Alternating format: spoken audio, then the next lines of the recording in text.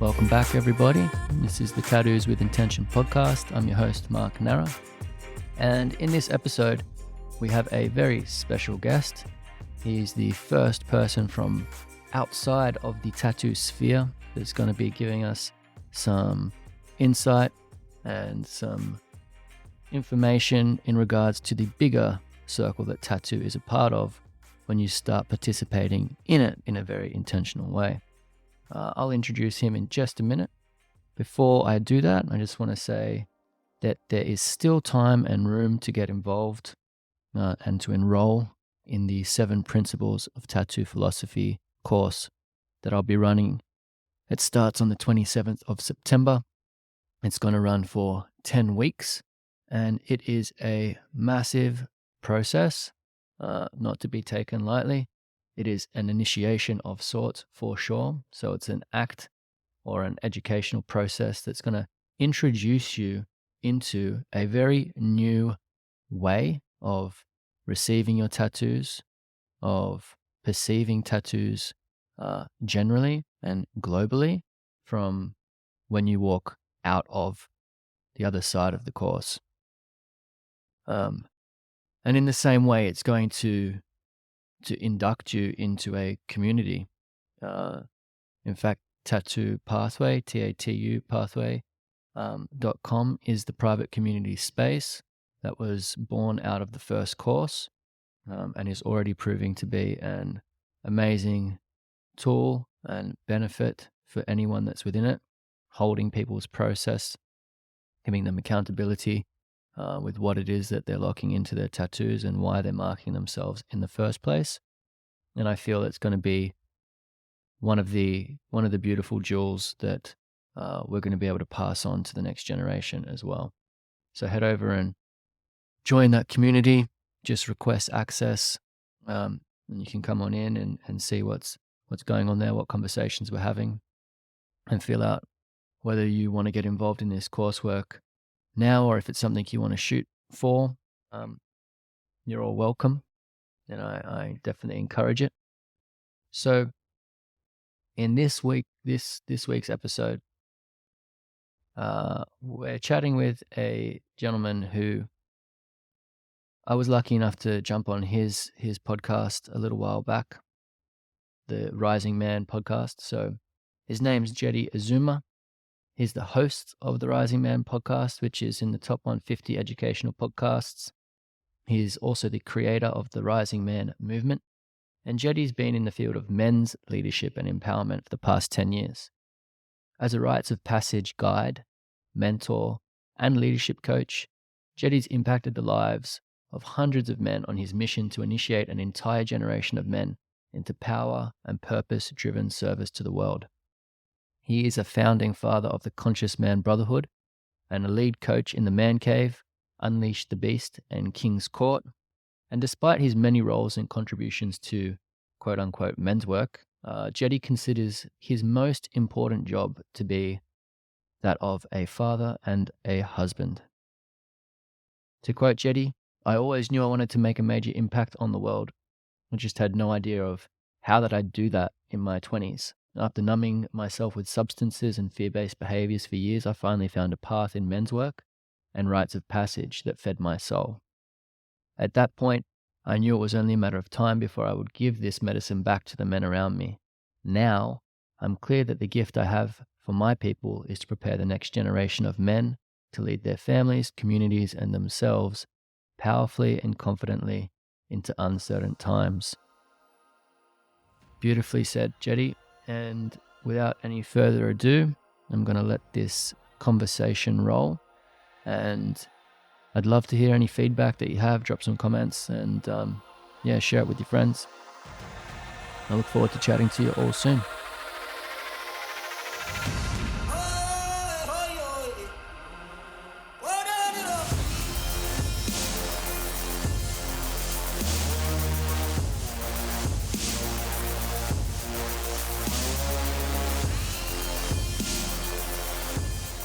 So, man, I just wanted to start by saying thank you for being on. Yeah, man. Really honored to be here. I'm looking forward to the conversation. Yeah, you're going to actually be the first guest on the podcast that's beyond the walls of the actual tattoo world. Ah, cool. Well, Yeah. another So deep honor. yeah, it's super good, and I've been kind of waiting to step into this arena. Like starting to talk about the bigger picture. So not just tattooing, but what tattooing is a part of, that bigger circle that I feel tattooing is a part of, and the people that I've been working with also see. Um, so thank you for being that inaugural person that steps in. Hmm. And Yeah. yeah, we're going to talk about initiation. We're going to talk about rites of passage, accountability, and obviously we'll link tattooing into it. Yeah. Cool. So thanks for being here, mate. Yeah. So, I mean, the first thing I want to talk about is initiation, which you know a lot about since you take a lot of men through it yourself. You know, you're the founder of the Rising Man movement, as I said in the introduction, and coming from your website, the purpose that you guys have there is that the mission of the Rising Man movement is to initiate an entire generation of men. Well done, sir. That's super good. It's a Well, let's circle back in like 50 more years and you can congratulate me then. We got a lot of work to do. yeah, totally. I mean, but to have that motivation's just very honorable, and you want to create a world in which all men are prepared to lead with integrity, express themselves authentically, and serve the communities that have raised them. So let's talk about that a little bit. Like, what's your perspective on initiation in our modern world? What's that entail for the men that you're working with? Yeah, I mean, it's a great question, and it's a good place to start too. Purely textbook definition of initiation is admission or acceptance into a secret or private society. So it's funny they use the word secret and private, but if you take those words out, the way I look at it, it's having men who've gone through an experience, usually a challenging experience, something that a gauntlet or a journey that they have to go through to demonstrate some level of worthiness or ability or readiness to accept the responsibility.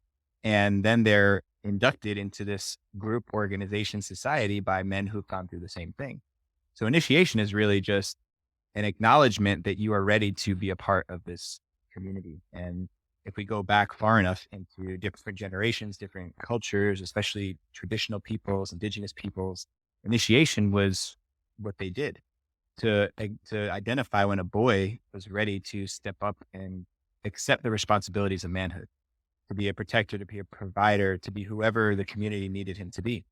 And so when we talk about initiation in modern times, most of us haven't experienced something like that, or we've had different versions of a similar idea that aren't quite connected to that foundation of culture that these traditional peoples have and have had for a long time. Yeah, yeah. So, so creating those opportunities is so important, because when do we know that we are ready to step into manhood?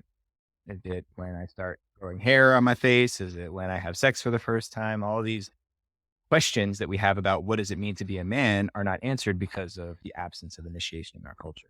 For most of us, obviously not everybody. Yeah, totally. Or like to bring up the conversation we had when I was on your podcast. I said my initiation into manhood was becoming a father, right? And I kind of stumbled into that. I wasn't aware that it was going to be so initiatory, And I loved that you pulled out those different types of initiation, where there's like natural, sort of like built-in initiations that happen. I think you said like moving out of home and supporting yourself for the first time, and then obviously becoming a father, or like having sex for the first time. But then there's like more planned pathways of initiation, which is the type of thing you're curating for men at the moment. So Yeah. what does that look like as an experience? Like, what would people expect if they were to be led through an initiatory experience by yourself or by the Rising Man movement? Well, there's another important term that we've got to define to understand this, and that's rite of passage. So That was next on the the word list. You're a mind reader. perfect. Well, let's talk about it so that we can really know what we're discussing here. Yeah. So for me, a rite of passage is a ritual death and rebirth, a Mhm. ceremonial death and rebirth, if you will, where we go through a process with intention and purpose of leaving a part of ourselves behind, letting that part of ourselves die, and then allowing new possibilities, new experiences, new insights, new wisdom to be born. And the way I've been taught to understand rites of passage is that there's two stages. The first stage is severance, like severing something, cutting something. So that's like shedding the skin, going through the experience of stirring up all your stuff and then letting go of the things you don't want to carry with you into this new chapter of life. Yeah. The second stage is threshold. So for us, threshold is when you step across the physical and metaphorical threshold into your 4 days of fasting. And in that space, sometimes we call it the in between worlds, is where all the magic happens. That's where the medicine comes through, the experience of being alone, being without food, without contact with any other human beings, out under the stars for 4 days and 4 nights, provides you with medicine and experience, a journey, an adventure, insights. If you ever spent 4 days alone by yourself out in the wilderness with no food and no other distractions, the only outcome is listening to that internal voice that is the deepest core of truth you have. So, whatever that is, everyone's experience is a little bit different, but whatever that wisdom is, you take that with you, you come back across the threshold. And then for the third stage, which is actually the hardest part, believe it or Mhm. not, the hardest part is not going without food or being by yourself for 4 days, taking your experience and incorporating it into your life. So, the third stage is called incorporation. And incorporation is just another word that really means embodiment. The Latin in corpus is to bring into the body. So to embody that wisdom, that medicine that you got in your experience into this life that's waiting for you. So to step across the threshold, there's a part of you that has to be shed, let go of, cleansed, purified. In a lot of these traditional ceremonies, Vision Quest and Amlicha and some of these other more traditional ways, there would be a purification process of going through a sweat lodge, going through different types of ceremonies and preparation, and then going out into your experience and then being welcomed back into the sweat lodge and repurifying yourself as you come back as this new baby, new baby being born into the next chapter of your life that was waiting for you. Yeah, yeah, totally, man. That's beautiful to hear it uh, laid out in that way. I um I personally have gone through that process with someone here in Australia. The teacher was Navajo, so we had the purification aspect there, which was really great. Fundamental for sure to like start it. I feel like that was the severance more than anything, because getting in that lodge space. Mhm. Um, Yeah. and so when you walk people through it, it's like at a bit more of a modern context, but um, Yeah. drawing So on that. it's something that's been adapted. Yeah, So just to make things really clear, yeah, what yeah, I'm taking totally. people on is not a traditional Lakota vision quest, or Amblecha is the word that they use for their ceremony. It's something that was taught by my teachers in a community called Condor Clan here in Southern California that learned from another school of teachers called the School of Lost Borders, who was given the blessing of doing this work from a Lakota elder. Uh huh. So through the lineage over the course of 30 decades, not 3 decades, 30 years, that wisdom has been transmitted, and the process that we now call Compass has been born from that. So we take guys out for 4 days and 4 nights, solo wilderness fast under the stars. Um, we only ask the men to fast from food. Traditional ways, it's usually food, water, and oftentimes sleep. I don't know what your experience was like, but I know that's usually a big component is they tell you don't sleep for 4 days too. Yeah, we had food and water fast. Sleep was allowed, Mhm. but it was encouraged to sort of like push that boundary as well. Push the edge Yeah, for sure. yeah, yeah. Yeah, awesome, man. That's amazing. And I think it's beautiful to see an evolution in these traditional rites of passage, because we're in a new world, right? Like the world's changed, we're changed people, we have changed challenges, everything's Mhm. different. So I think that adaptability is a really important piece in our modern times, for modern men, right? Yeah, I think the whole idea. I wasn't back there in more ancient times, so I haven't been able to talk to the ancestors that way. But Maybe you were. from what I can, yeah, maybe I was. Who knows? But what I can gather from it is that at the core of it, the purpose of this was to prepare a boy for the life of a man. And in order to do that, they had to put him through a challenge and remind him that life is unforgiving. The world is unforgiving. It's harsh at times. Nature can be really violent. And in order to be able to protect a family, a village, a community, it required that a man was capable of protecting and knowing what his limits were. So the most important piece of it, in my perspective, is bringing a man to his edge, to his limits, to the point where he feels like he's on the brink or cusp of death, and to find his way back from that. Yeah, You totally. know, there's Mhm. Totally. And that's really important too. It's like the I think the first stage that you're talking about, where it's the separation, or the severing of something, obviously has a lot of relation to tattooing itself, Mhm. which is why that's always been a an act that's been linked to initiatory experiences and rites of passage as well. But if we link those two, like the initiation and the rites of passage in those stages, um, like why are they doing that? Like why are they participating? Why are they beginning this process? Yeah, and I think the third aspect that's super important is for the community, right? And you talk about that a Right. lot in your work too. It's so you can serve the community. Ultimately serving and understanding yourself first and foremost, so you can serve that community, the kind of larger picture. Yeah. And there's a lot of people and organizations out there that offer wilderness fasting, that offer different rites of passage and initiatory experiences. The what I got from my teachers, and I'll shout them out right now: Kent Pierce, Sean Berry, two men who have been anchors and cornerstones in my life.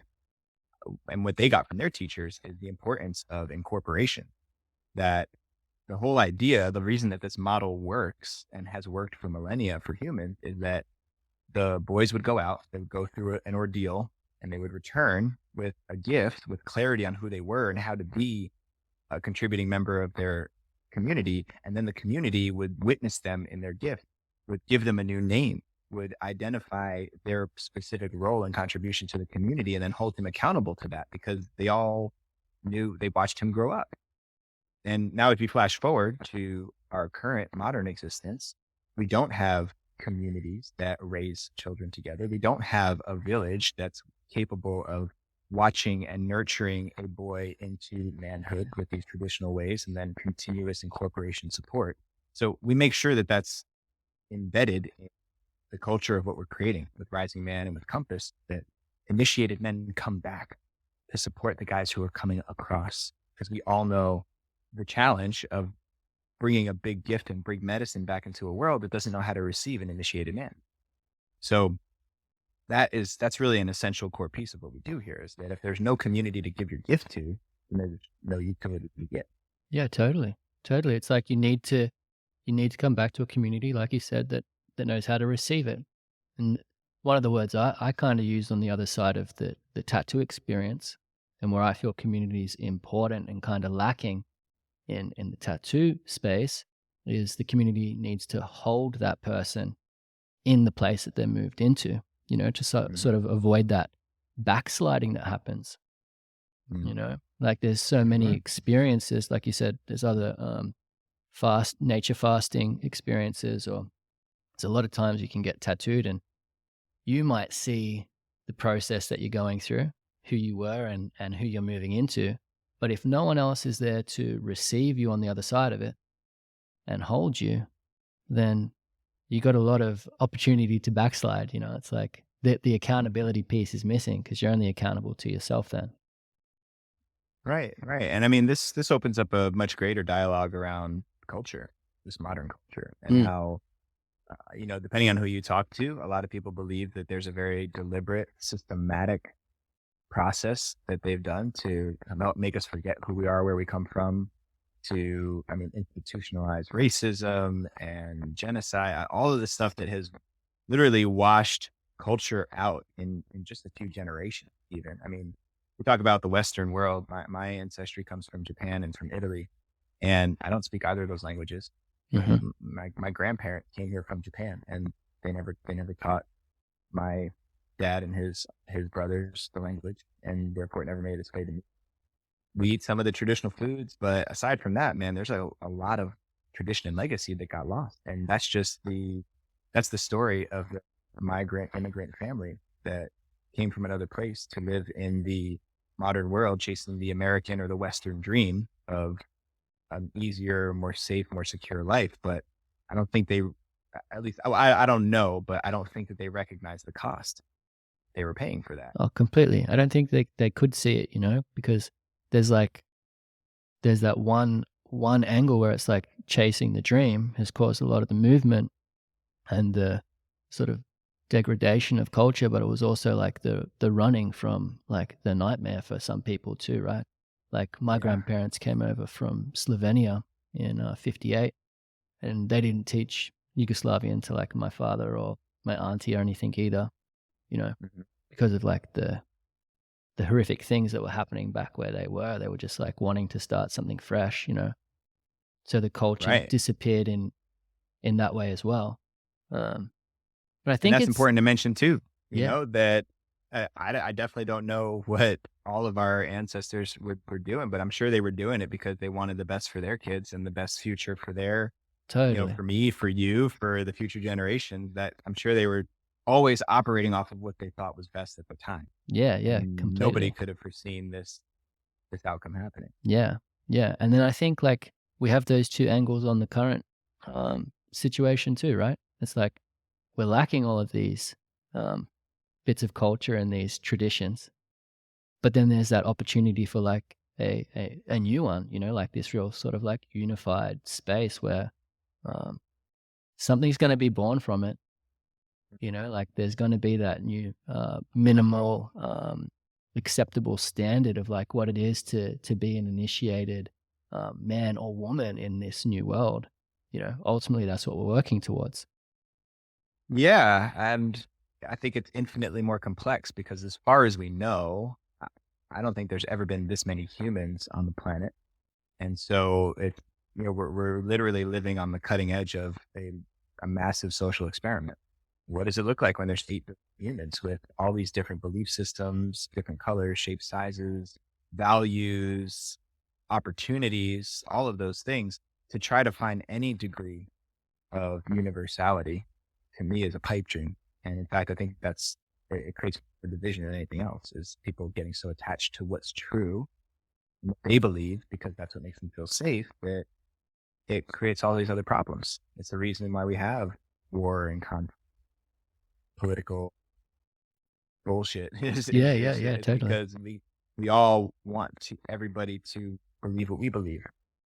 And there's no way to do that with that many people on the planet. Yeah, except accepting Right. difference. I mean, Yeah. you're saying that it's a pipe dream. Is there any part of you that thinks it's potential? Well, that to me is if we keep doing it the way we've been doing it. Yeah, cool. I would have given up a long time ago, and I almost did. That's kind of what set me off on the path of men's work was when I finally started seeing the real nature of the world when I was in my early 20s and in my college years and starting to ask more questions. I studied social justice as a minor when I was in school, Hmm. and I saw some really dark and painful things. Traveled to some third world countries and saw how other people were living on this planet without me even knowing, in my how privileged I was to be growing up in middle class and playing a bunch of sports and going to private schools and all that stuff. So that's where I really started to sink into the hole because I saw all this darkness and I was in my early 20s. Didn't have any of the tools or resources that I do now, and I just felt like it was a bigger problem than I could handle. So I numbed myself with weed, tobacco, hanging out and having a good All the time. things. Yeah, what I used to call radical idealism, thinking that, peace and love were just going to reign free and everybody was going to flip a switch and it was all just going to change overnight. And that continued not to happen. And I felt more and more pain until I Mm. decided that numbing myself from the pain wasn't working for me anymore. I needed to go into it. And so yeah, without going into that story too much, what I currently believe is that we do need to change. We need to change our approach. It starts with what you just said about radically accepting other people's truth, but also being able to expect acceptance from other people when we share our truths and have respectful dialogues and discourse about our belief systems and come to mutual agreement to solve problems. I mean, we literally have all the technology in the world to solve every problem. We can resolve and even still reverse some of the global warming issues. We can clear all the plastic out of the ocean. We can make a world where women feel safe and men feel free to express themselves, but we're spending too much time arguing over who the next fucking president, Yeah, you know? totally, totally. I mean, what So would you say would be a tangible tool someone could take away and implement in their daily life around struggling to accept opinions of others? Because there are a lot of people that are just quite righteous at the moment. yeah, righteousness is poison in my opinion. And I've Mm. been a righteous man before with my own family. I remember when I first became woke, quote Yeah, yeah, unquote, and I went back home and I told my mom and my dad all these things that they didn't know and how why I knew better. And I was not very humble at the time. And really the one of the tools, I guess, or things that I needed to lean more into was curiosity, expecting that there are things that I don't know, and being willing to have my truth change because I don't believe the same things now that I did when I was like 5 years old. I have completely new beliefs about the world. Some things continue to pass the smell test over the years, and I'm open to those things changing at some point too.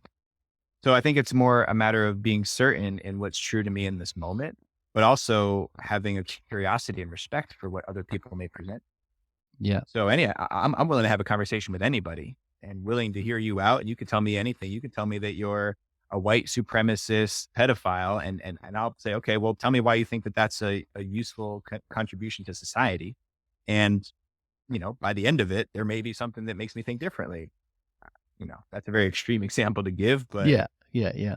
I, that level of okay, I'll hear you out, and I won't judge you for it because who am I to say that my truth is better than yours? As long as you're willing to offer me the same kindness, the yeah, same, curiosity and respect. I think that's a good one.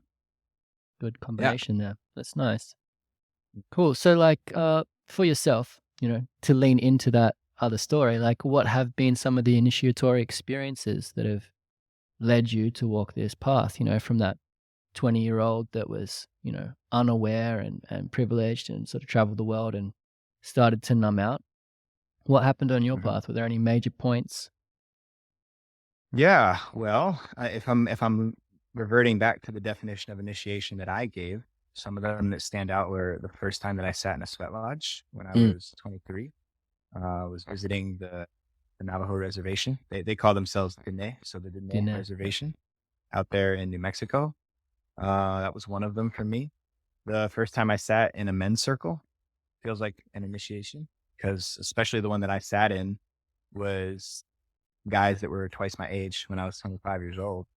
So that felt like an initiation. And then there's been a couple of men's retreats and workshops I've gone through that really felt like initiatory experiences where there were guys who'd been through it on the other side who were, calling me and the other men in that space and welcoming us, celebrating. There's there's that element to it that really feels like it. Although, and then also, getting married and becoming a married man Mm. and becoming a father, like you mentioned. All fatherhood is like a private club, you know, Totally. and you get in there, you find out that there's a lot that other fathers can relate to just because they have that experience. Yeah, yeah. I mean, I'm interested in that little part of the passage there, early 20s where because I was in the same boat. I was like, starting to numb myself to the world, and then went into like sort of a woke phase as well, right? But there's this Mm, little point that I think is important to focus in on. And I know a lot of people that would be listening to this can find themselves in this place. It's like, how do you move from that part of the story where you're aware of things, but you're numbing out, and then getting into something like your first sweat lodge, because they're worlds apart. There's like a flick that has to switch there where you go like, I don't want to do that anymore. And I mm, want something that's going to give me more, you know, Mm. and all of a sudden these things that are almost misunderstood start to appeal to you, right? Hmm. Yeah, that's an interesting question. I think a huge part of it is just divine timing. Yeah. I didn't go out looking for a sweat lodge. I was out there. I was on the reservation for 3 months. I was finishing an internship as a physio because that's what I was studying at the time at the hospital on the reservation. And I've always been involved in volunteering and community stuff since I was a kid. So while I was out there, I volunteered at the Boys and Girls Club, and just relationships that I made with people who saw me and liked who I was, invited me to different things. And one of those guys said, "Hey, there's a sweat lodge happening this week, and it's for men. Would you like to come?" And I said, "Sure, that sounds incredible." Especially when someone, they told me what it was about, a little bit more of the purpose behind it and what we're doing in there. So part of it is just divine timing, following your footsteps. That's why I ended up on the reservation in the first place. I had just come out of a really, really painful end to a relationship. Hmm. I was in that stage of my life. I would really get fully invested and attached to the girls that I was dating, and it was a really painful separation for me. Not a lot of closure, and I just wanted to get away. I just wanted to get far away. So when the opportunity came up to go and travel and fulfill a requirement I had for my schooling, and also, I was like, Shiprock, New Mexico, Navajo, Northern Navajo Medical Center. Like, what is this? Okay, sure, let's do it. It Hmm. sounded like an adventure, but there was something in my gut that felt right. There was like 175 other places I could have gone, and for some reason, the middle of nowhere, New Mexico, was what I chose. And even just the drive, because I drove. I know you're from Australia, but I drove from essentially the East Coast to the Southwest, which was like almost a 2,500-mile journey by Wow. myself, and I'd never been, further than a couple 100 miles away from where I lived at that point in time in the States. So I drove all the way across the country. That felt like a rite of passage in itself because it was very emotional. There's a lot of, like, tears that came up while I was on the road and Totally. Yeah. Yeah. all kinds of stuff. Yeah. Pilgrimage. How interesting Mhm. is that? I love it. The divine timer. First lodge I got in was a similar thing. I was like other side of the world in Mexico and there for tattooing. Mm. And someone extended an invitation to get into a sweat lodge. And I was like, what's that? Like, it's like a sauna, but we pray. And I was like, okay, there you go. Like, it definitely Yeah, was, yeah, initiation that was yeah, unintended, you know, yeah. and took a bit of time to drop into afterwards. Well, and in those ways, you also, at least the lodges and the prayer communities I've been around, you don't just invite anybody off the street into those things. So if we go back to this idea of initiation, whoever invited you, saw something in you. They might have saw a piece of themselves in you. I've seen guys in the sweat lodge and the prayer community bring one of their bros who's been tweaking out on drugs, who's just been Yeah. completely lost, and they bring them to that space because they used to be there. And they say, "Hey, you know what? This helped me. Come pray in this space. Just get your butt over here." Sometimes that's what initiation looks like too. It's not always this going out and looking for it and asking somebody to guide you on it. Sometimes you just get pulled into it. Yeah. Well, I think And I think, that's super important to look at too. It's like the other side of the initiatory process, right? So it's like you may be unaware that you're about to be initiated into something, but there are these like guiding hands on the other side, and that might be um, the kind of inbuilt roles and responsibilities that come with that perspective of being initiated, where it's like, okay, cool. We're now looking out for other people within the community. And because it's not an inbuilt thing with our communities now, it's like we got to take it upon ourselves to sort of usher in the next wave of men or women or people, that that could find healing or could find direction or guidance or grounding in these experiences. And, you know, I think that's mhm, important to note, right? That when you go through it, totally. start doing your part and having your eyes peeled.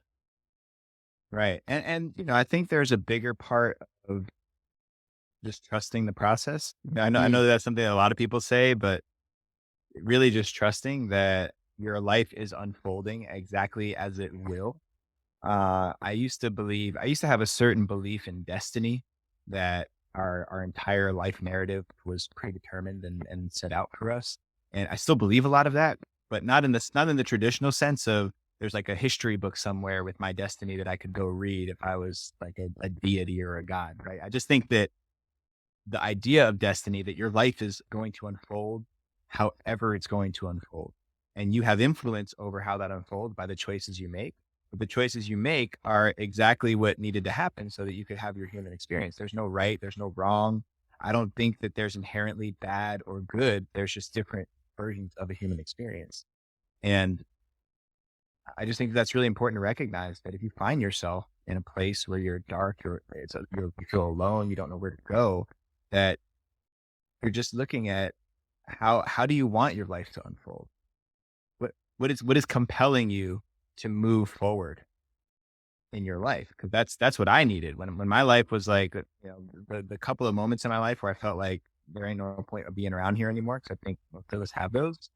It was what do I actually want from my life instead of waiting for something else to inform me from out here. Does that make sense? Yeah, totally. Finding it Yeah. within yourself, right? Yeah, which is not easy. That's why community is so useful. That's why men's circles are so useful because you don't feel so crazy when you look around and see a bunch of people nodding their head when you say, I don't want to be here. I don't know what my life's about. I really, really hurt from things that happened in my past that I don't know what to do with them. And a bunch of guys are saying, yep, me too, bro. That's It's okay. like, oh, Yeah. yeah, Yeah. normalization of it. It brings that acceptance piece back in. Sure. Super important. Cool. So I wanted to loop around and get to your actual tattoos. Yeah. We talked a little bit about it on your podcast. We talked a bit about your first one. So I just want to revisit it here a little bit for the people that are listening and haven't heard um, the episode we did on your Totally. podcast. So Totally. the first thing I really liked is that you called the tattooing experience like a bookmark. You know, that was the Mhm. analogy that you ended up pulling in the chat that I really loved. Like just sort of turning the corner on a page in a book, and all of your markings ended up being these different bookmarks through the process. And your first one was before you turned 18. You said your mum had to come Yeah. along and sign, and that it was quite a big event because it was the first time you made a choice about your body and what mattered to you and how empowering that was. So yeah, talk us through the first one, and how many tattoos do you have? What's that sort of journey look like for yourself? Um, and yeah. Yeah. Well, let's see. Just to give you a number off the top of my head, I've got one, two, three, four, five. Five. I got five right now. Mm-hmm. That first tattoo I got, yeah, I was 17 years old. It was on my 17th birthday. I'll never forget it because I needed my mom to go and sign off. That's how it was in New Jersey, the state where I grew up and got my tattoo. And my dad wasn't about it, but my mom had a few tattoos, so she was supportive of it. She actually got a tattoo right after I did. Oh, that's This is kind of cool. like That's cool. it was really cool. Yeah, she's got like four times as many tattoos as I do. So it like you said, it was that choice, and I feel like it was an initiation for me, not just into being a tattooed person, but an initiation into the beginning of my adulthood. 'Cause I definitely wasn't an adult after that. It didn't make me this mature man, but it ushered me into this space of, oh, now I make decisions for myself. And Mm-hmm. sometimes I make decisions that people won't agree with.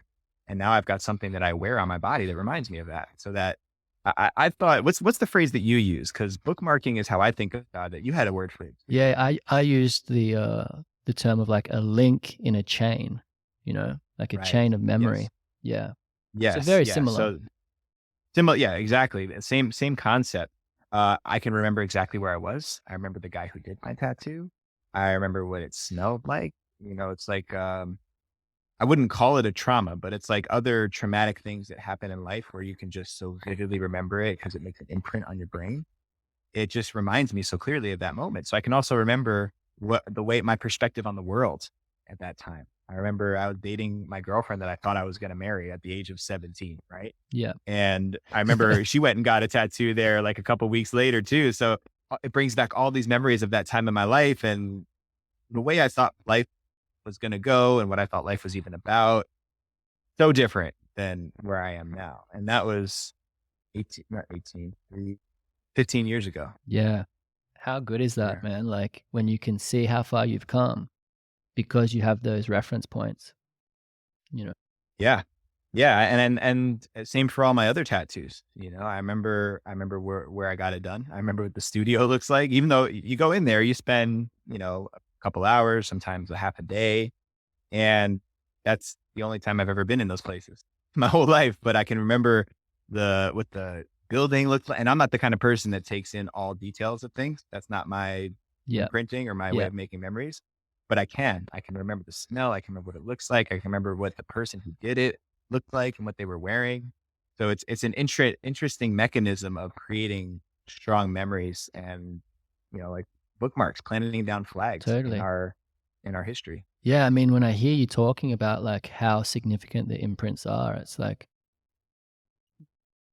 there's no, like there's no second guessing why it's been part of ceremony and sacred pathways for so long, you know? Abs Like, I'd love to hear a little bit about the, um, ceremony that you are approaching. You said the Sundance last time we spoke was coming up and it got canceled, but you're moving towards something that's similar in nature, um, and that's gonna be something that leaves you with a marking as well, or leaves participants within that community with a marking. And if you think of the psychological imprint, the memory imprint, all your tattoos, the 5 tattoos, you can think of all these different places that these experiences happened. And I always think about, like, well, for cultures that had tattooing as part of their ceremonial pathways, then all of those experiences would have this continuity that you get within, a sacred container, over time, Yeah. even intergenerationally. For sure, for sure. And just before I start talking about the Sundance and piercing ceremonies, I was always really attracted to the symbolism. Mm. So the conversation you and I had, um, about I think record keeping was also what you said, right? Yeah, Record keeping yeah, was something that really stood out to me. That was a little bit of a new awareness for me because I was always interested in the symbolism of what specifically was I getting on my body and what did it represent? yeah, And so whether it's tattoos or it's, intentional scarring, they all carry meaning and symbolism to them that gives color to the story. So if the tattoo or the mark itself is like a bookmark, then the context or the context of it is like the ink on the page, yeah, right? It's what's like written. the color and the detail of it. Yeah, So totally. so yeah, I mean, there's a reason I got the Japanese lettering that I got on my shoulder here when I was 17, the words that I chose. There's a reason that I've got these bear paw prints on my arm. I've got Mhm. one here to represent my wife and represent my son, and we'll put another one here for my little daughter soon. Nice. Um, so they all carry meaning to me, and and where you put them on your body, right? I put this one here because I wanted them to be the first people and first thing that I thought about when I started doing my work in the world. 'Cause I always wanted to remember that it's for them and that be doing things for them means I'm rippling that forward into my grandchildren, my great grandchildren, and all the people that'll come after. So I wanted that reminder there, Yeah, that's beautiful. Yeah. Yeah, And then and this one on this side, this big old one that I've got here, it's a little bit precluded there, Mm. is this Mayan artwork from the tomb of a Mayan king named Pakal. And it was such a big statement for me to have a big colorful tattoo on my forearm. At the time, I was 25 years old, and to have something like that was like, hey, ain't no taking that back. Yeah, yeah. There's no way this is me expressing myself and not being afraid to show who I am. Because at that point, I was still like, is the world going to accept me if I go all in? Yeah, totally, So totally. Pushing that boundary as well.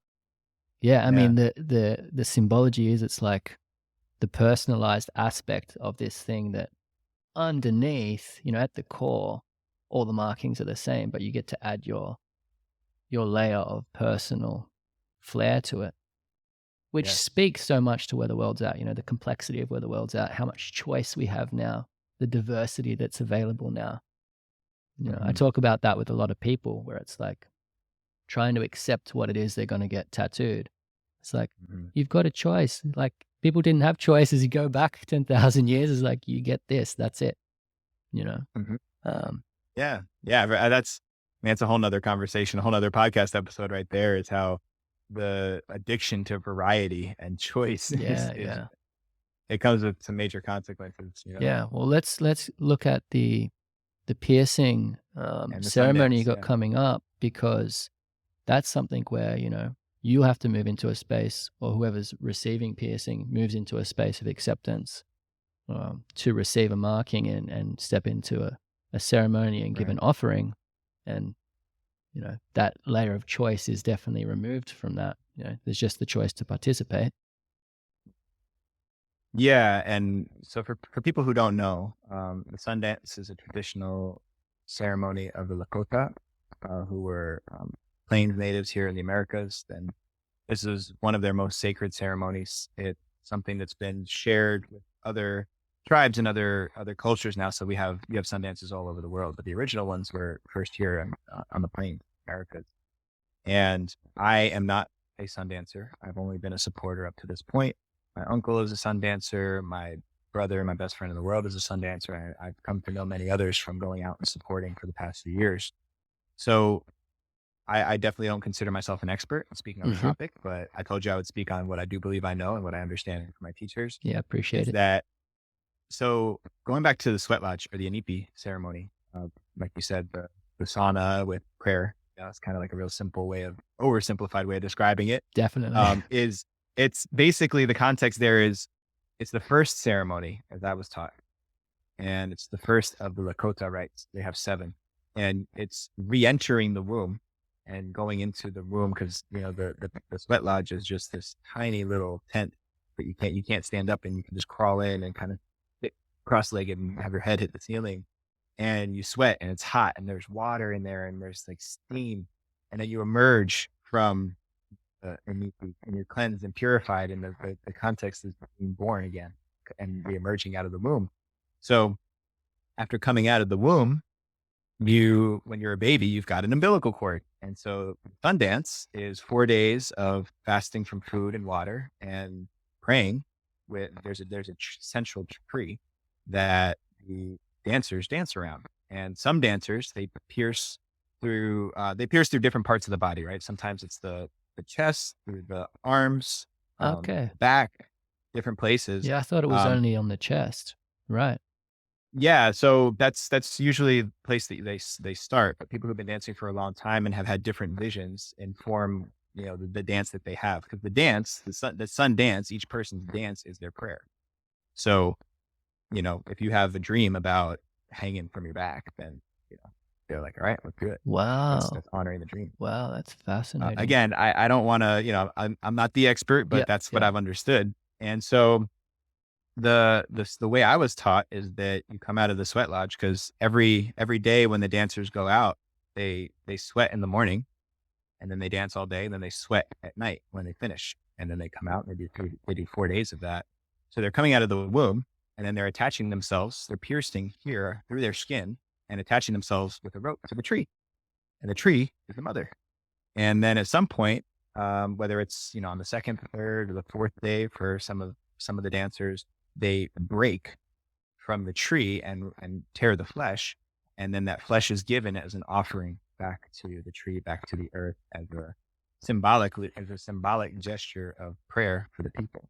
Because in indigenous culture, there's reciprocity is one of the most important elements. That Give and there's take. always a give and a receive, right? Yeah.